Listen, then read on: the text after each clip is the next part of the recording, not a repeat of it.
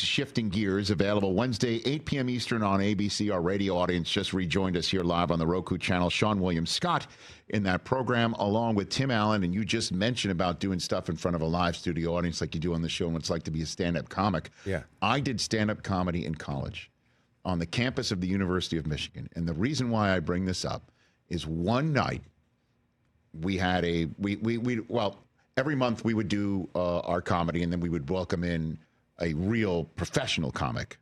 We would open up as student comedians for this professional comic. Okay. One night I opened for Tim Allen.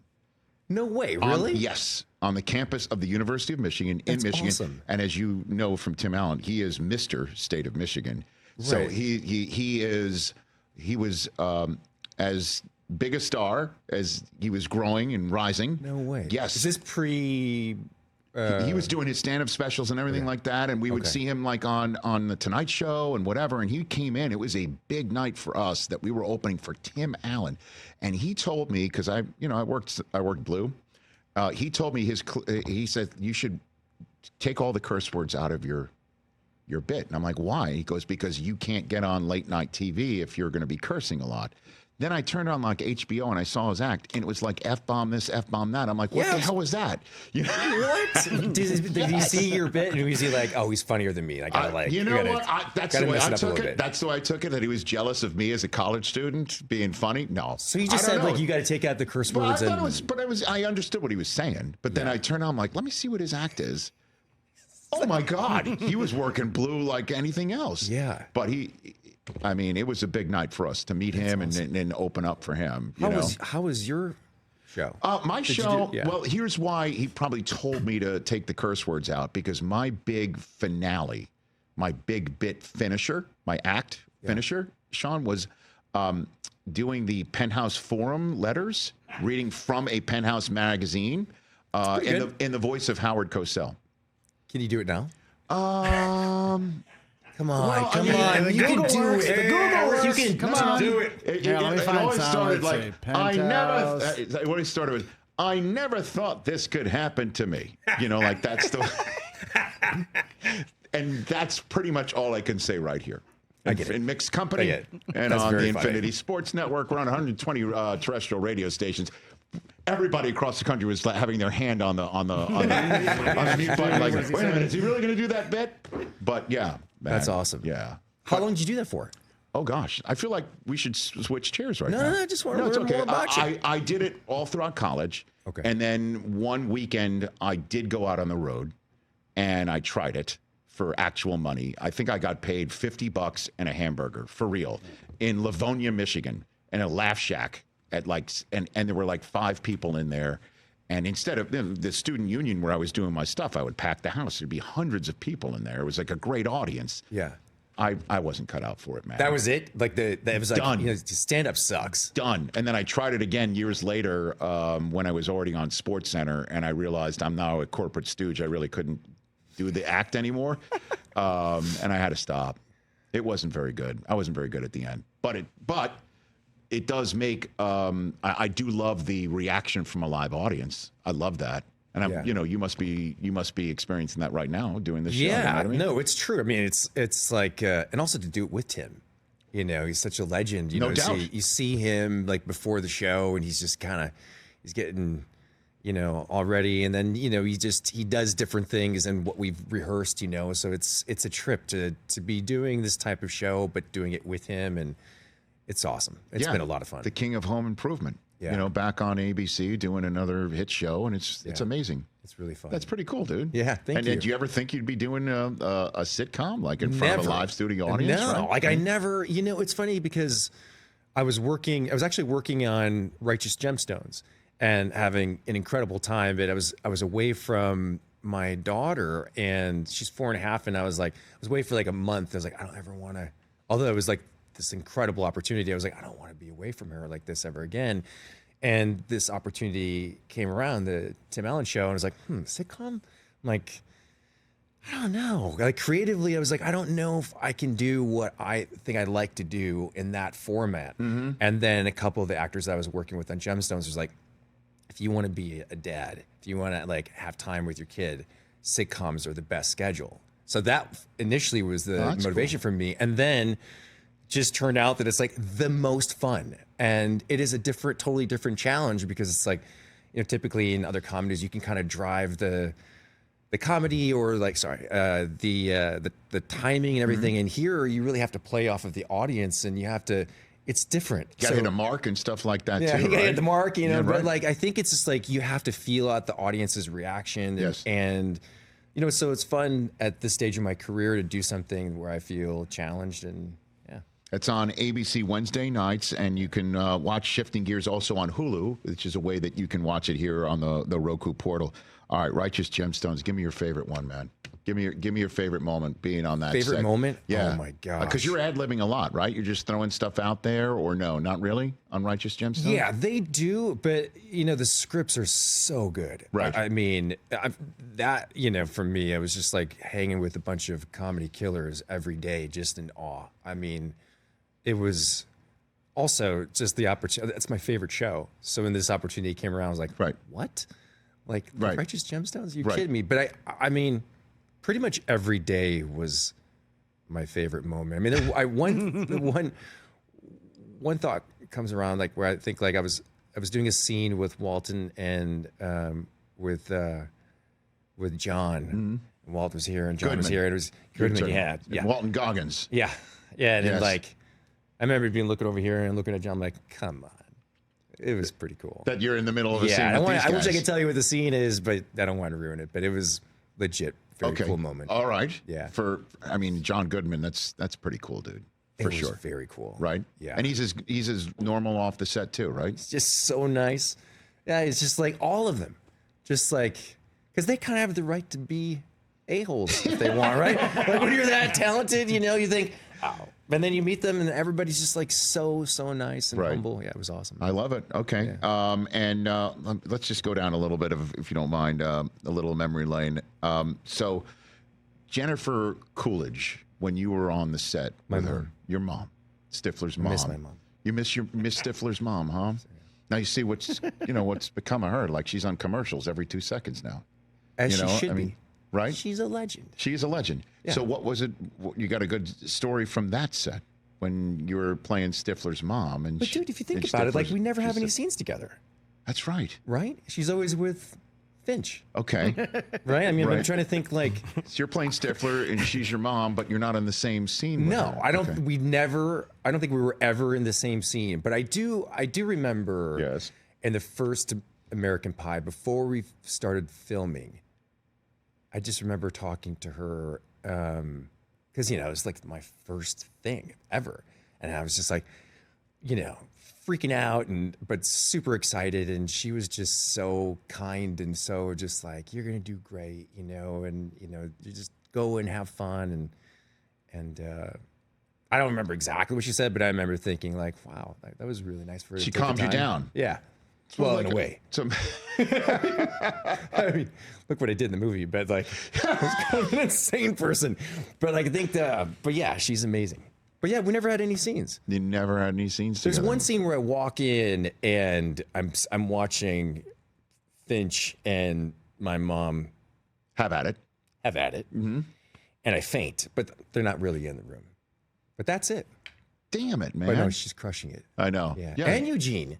Right. That's right. I mean, yeah, but they're both amazing. They should be in everything. Do you have any good story about him, Eugene Levy? I mean, you want to talk Other about than just legend, being man. awesome. Like, yeah. Same guy too, huh? Yeah. I love it. Yeah. That's pretty cool. He's just, I do remember we were promoting American Reunion and we were on a plane going somewhere to promote the movie, and he had his son with him, and we met his son, and he was like, yeah, I'm writing this show, and hopefully we'll end up getting it made, and it certainly did. Yeah, I certainly did. It certainly did. I mean, that is truly one of my favorite shows of all time. Yeah, it's Shit's a classic. great. No doubt about that. Seann William Scott here. Oh, your first time you were here, we had like an LA moment together where like, we should do this thing together. And then, of course, we never did anything about it. Is when I mentioned to you that I watch Rudy. I hate watch it. Which I brought up again because Notre Dame was playing Ohio State, and I'm a Michigan guy, and I just was rooting for the Meteor Monday night, and it never came. Yeah. So that I watch Rudy hoping that at the end he pops a quad, and you're like, that would be great to redo sports movies, and change the ending of it. We've never done this, but you know what? We got time. We definitely have time, and we have like other new sports movies that have actually come out since then, right? Pretty much. What movies could we do our horror version of, like, just absolutely horrific endings to the main characters? Endings to the main characters. Right. I mean, what would you guys suggest? Let's spitball this thing right now. Well, do you want to do recent movies, or do you want to do kind of the classics? Throw it out there, Chris. What do you got? Well, Hoosiers. Yeah. Did we do Hoosiers before? We did not. think so. No. But what Hoosiers would be? I mean, Gene Hackman. No, I think that right before the game. Drops dead of a heart attack. No. Well, I was going heart attack right away, but you know what? Yeah. It's too easy of a death. No. But decapitation somehow. He's got to get his head cut off. So you're talking like literally horror show, like something like that. The ceiling fan in the locker room falls down and then just clips Coach Dale. Is that what you're saying? And then it's some sort of clips his head up, but then he's still jerking around a little bit, blood's pouring out, and you know, like he's still alive. And then somehow a bus drives through and takes him out the other. Well, that's dark. And I was going to end of the movie. Cut the credits. I was going to go just before they're that they're out there on the court, and that they're huddling up and going over the final play, right? Okay. That Jimmy Chitwood demands more NIL money from Coach Dale, pretty good. And says, if you don't pay me another $10,000 or pick up the mortgage of my family's farm, I'm out of here. And and then Coach Dale's like old school, like get the hell out of here, and he walks off and they lose. Now that's the way I'm thinking about that. That's like. That's more tame. That's what. Well, I mean, there isn't pulsating blood all over the. No, you're right. I went too Butler far. My idea was that was okay. How about Major League? Major League. Huh. Interesting. Obviously, what does Charlie Sheen do? Well, Charlie Sheen. Does he throw the fastest fastball at somebody's head and like the guy goes down? He's shaking like this. Cut. The credits. End of the movie.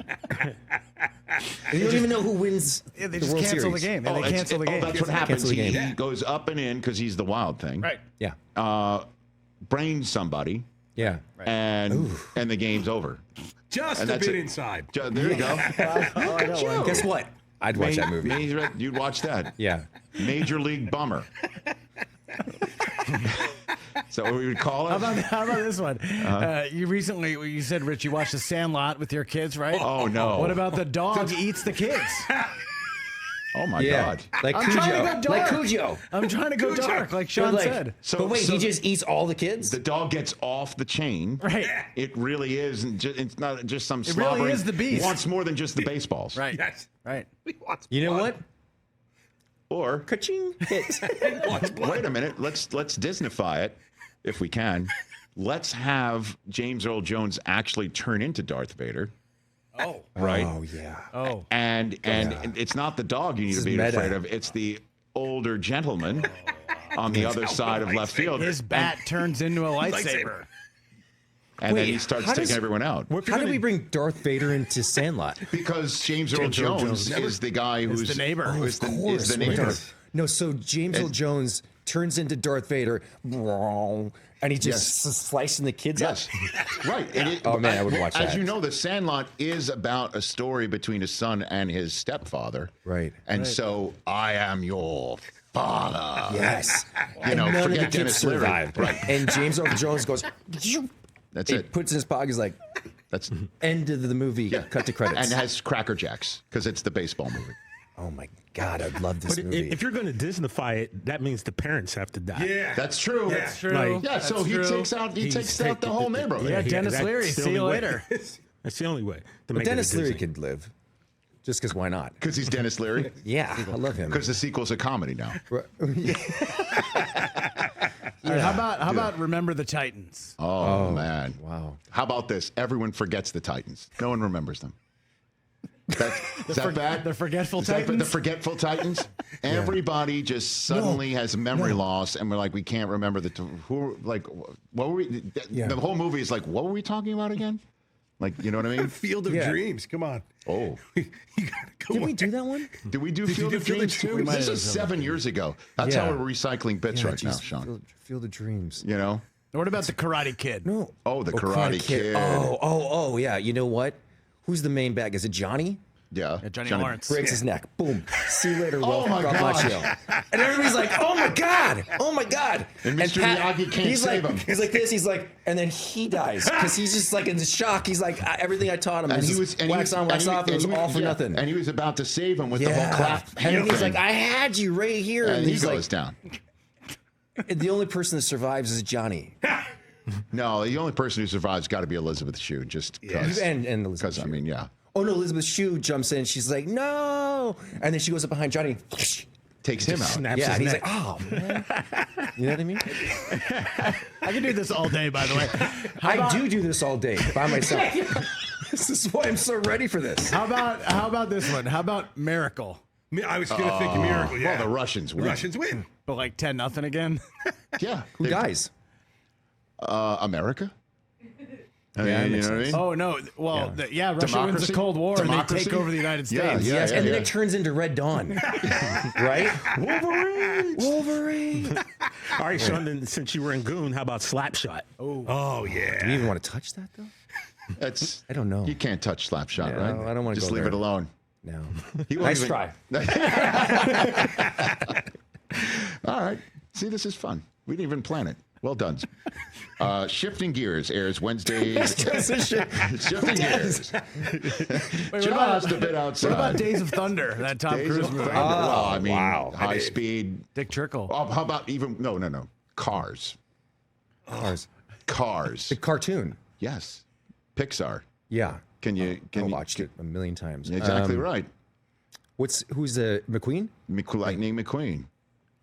Oh, Just explodes. combusts. Right? Yeah. And it's a 2-minute movie. Oh, no. It's a short. It's a short. Like the first race, man. Imagine Bob Cutlass announcing Bob Cutlass. Brent was it Brent Carburetor at the microphone? Brent Carburetor. Shifting Gears airs Wednesdays at 8 Eastern on ABC. And you check it out on Hulu as well, which is how you can check it out right here on Roku. Always a blast, man. Oh, it's over? We're done? Yeah. Man, yeah, Think sure. about more movies. I mean, we can keep doing this if you want. Give me one more. next one. You got one more? One more? Give me one more. You got one more. What do you got? Okay, what sport do we want? Name it. What do you care? I'm just throwing something Boxing? out. Boxing? Boxing. Rocky. Rocky. Let's do Rocky. What happens with Rocky? Well, you know where I want to go. Which is what? Drago actually breaks him? Like, is that what it is?